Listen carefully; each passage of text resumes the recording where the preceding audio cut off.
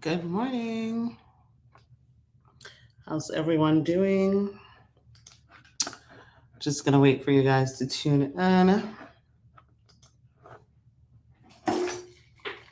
Hi, Instagram, Facebook, YouTube. Today's another day that I don't have a lot of time, so gonna chop it up. Say hi. Let me know where you're tuning in from. If this is your first time, definitely comment so I can give you a shout out. Um, I'm trying to toggle between two screens. King Carter, good morning. Tammy, good morning. Queen Nia, good morning. SSKD, good morning. Bad Girl Chin, God's favorite says, "Oh my gosh, we miss you." I know, right? I was actually live yesterday, but yeah, it's been a minute. I was out of the office for a couple of weeks. Needed to refresh and back at it like I never left. Hi, Akanji from Baltimore. Good morning, Nightlife. Tessie Mama, good morning. For those of you tuning in for the first time, my name is Aisha Chidole. I am Cav for real. Good morning. This is your first time. Thank you so much. Um, I'm an immigration lawyer. I represent clients in all 50 states with their immigration issues, immigration matters. If you'd like to schedule a consultation, please call the office 407-995-6567. You can also send a WhatsApp to 404-333-8751. You can send a message. You can see my phone number um, in my profile. If you're on Instagram and if you're on YouTube or Facebook, it's scrolling to the ticker in Jeremiah. What's up? You're so stupid. That's one of my friends. Official King Carter says, I'm a client. Miss Marta is doing a good job. Oh, I'm so glad to hear that. I'm so happy to hear that. All right, guys, let's just jump right into it. If you have questions, feel free to ask your questions. P. Martin said, I sent a message to the WhatsApp. Please call the office. It's 407-995-6567. If you want to schedule a consultation, we don't take phone calls on WhatsApp, or leave your phone number and we will call you there. Okay. Ungazi on YouTube watching from New Jersey. Good morning. How are you? Official Brown Joy says, can I file for my kids even if my VAWA hasn't been approved? Absolutely. You can file for your kids even if your VAWA has not been approved, as long as your children are under 21 years old.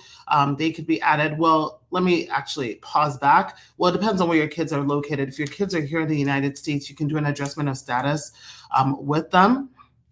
When you're doing your own application, even though they've not made a decision. But if your kids are outside the country, they're automatically already included in your I-360. So hopefully you have them in your I-360 application. Someone says, does using a tax ID affect F1 student during filing? Absolutely. Please do not use a tax ID. If you're an F1 student, you absolutely cannot work. There's certain types of like if you are married to a U.S. citizen, or you're an immediate family member and you work without a work permit, and as long as you don't claim to be a U.S. citizen, in those cases, USCIS will typically forgive you for, working under the table. But if you're applying as a student, trying to either go the student route or the H-2B route, you definitely be not H-2B, H-1B, you'll definitely be in violation of the immigration requirements if you do get a tax ID to work. So please do not do it. And if you are an F1 student, you actually don't need a tax ID, because you should be able to get an social security number if you're doing OPT or any of all those things. Okay. What are the benefits of having a prima facie determination letter? So first of all, what's a prima facie? A prima facie determination letter is something that you get after you submit a VAWA application. When they feel that you've met the bare minimum, like the basic minimum to be classified as a VAWA victim.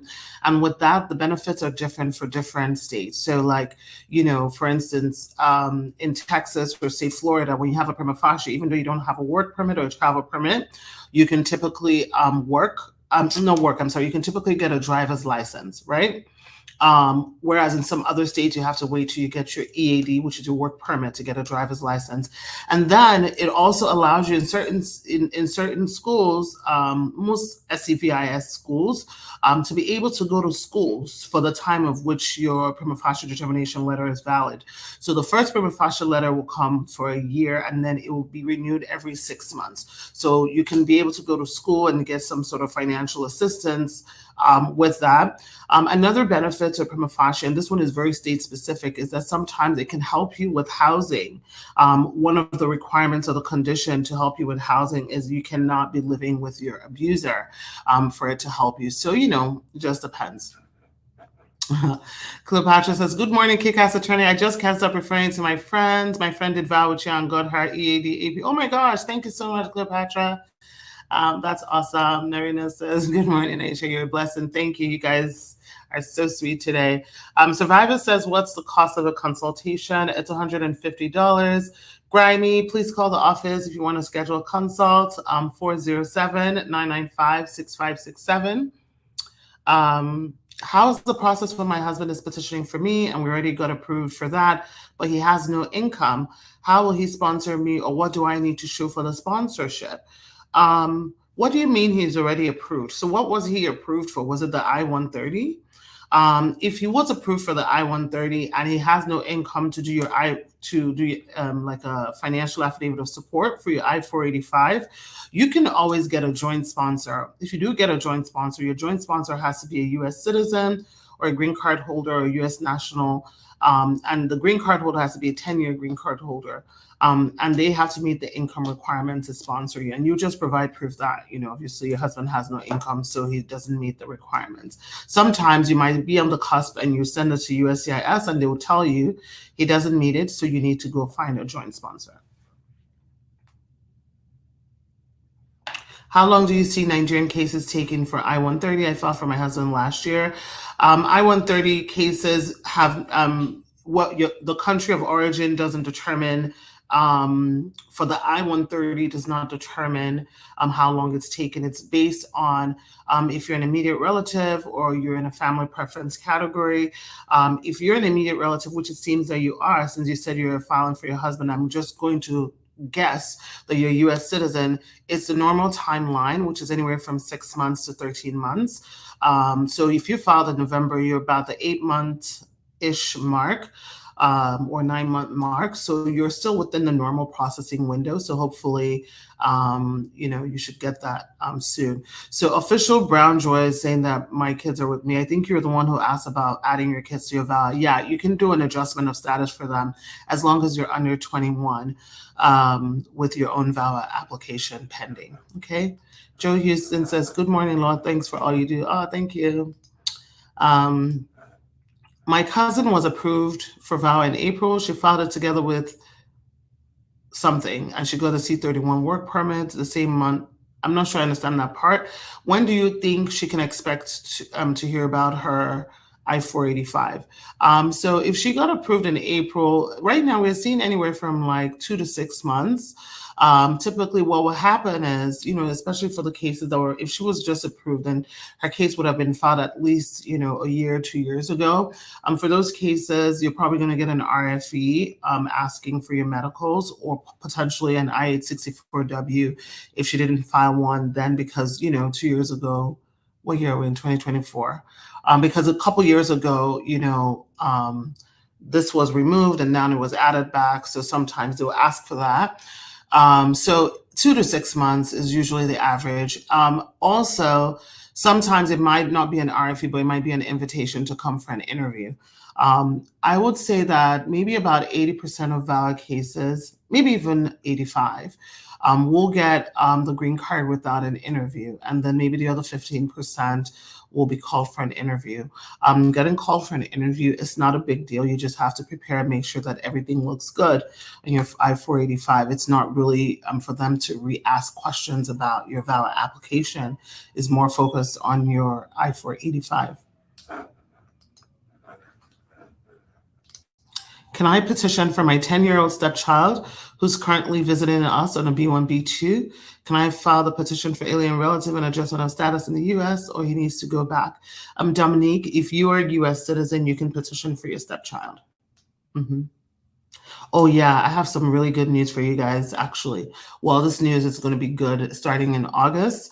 And this is for those of you who may be here on a B1, B2 visa and you're married to an LPR. You know, you guys know that the visa bulletin kind of went back. But now, if you're in the US, and you know, let's say you're married to a green card holder and your visit, your I-94 stamp has not expired, and you've been in the US since as of June 15th of 2024. As of August, as long as that entry has not expired, you're going to now be able to do your adjustment of status, which is kind of a big deal. And then for those of you who have VAWA applications based on being married to a green card holder, not a U.S. citizen, based on being married to a green card holder, that weren't able for the last year to do an adjustment of status, as of August 1st, you're going to be able to do an adjustment of status, because most likely if you submitted your application before June 15th. So that's really, really good news for you guys. But I guess I'll explain more as it, you know, becomes available in August. Kensman official says, if your I-485 says 4 months left, what does it mean? It means nothing. USCIS, I don't know why they write that stuff, because they don't even follow what it is that they write. Basically, it's just a way of them stopping you from calling them to bother them. They're basically telling them in 4 months they'll have a decision in your case. But honestly, it's a hit or miss. Sometimes they say that, and sometimes they still don't make any decision then. So, you know, that's just all it means. My friend got her interview, but her spouse is incarcerated. What does she do? She still attends the interview, you know, and explain that he's incarcerated. So in limited circumstances, at the discretion of a USCIS officer, they will still interview you. As long as you can prove that you have a good faith marriage, they will still interview if your spouse is incarcerated. Is it normal to be receiving a prima facie letter renewal and no approval of the VAWA case? Yes, that's the norm, because VAWA cases, remember, VAWA cases take 2 to 3 years. Prima facie determination letters are given in 1 month, 1 year increment the first time, and then 6-month increments. So by default, you will most likely get more than 1 prima facie determination letter.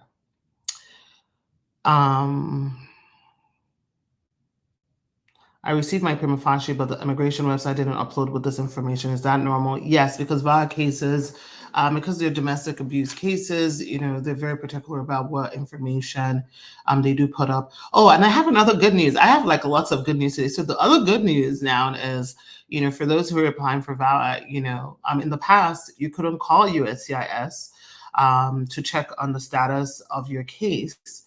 But now, if you're a VAWA, and so we would have to go through the attorney hotline or write a snail mail, like an actual letter. Now you can actually call. I mean, they're going to require, you know, certain things from you to be able to verify or authenticate who you are. But you can now call. I got my 2-year green card 6 months ago, and I'm married to a U.S. citizen. What do I do next to get my tenure or citizenship? So if you got your 2-year green card just 6 months ago, you have to wait until you've had your green card for at least 90 days to the 2-year anniversary. So technically 1 year and 9 months. 1 year and 9 months, you can then file an application for removal of conditions. Once you file the application for removal of conditions, you can then wait until you're then, you know, in order to file for citizenship, you have to have been married for 3 years, right? Your spouse also has to have been a U.S. citizen for 3 years. And then, what did I say? You had to have been married for 3 years. You had to have had your green card for 3 years. You had to have, your spouse had to have been married, had to have had their citizenship for 3 years.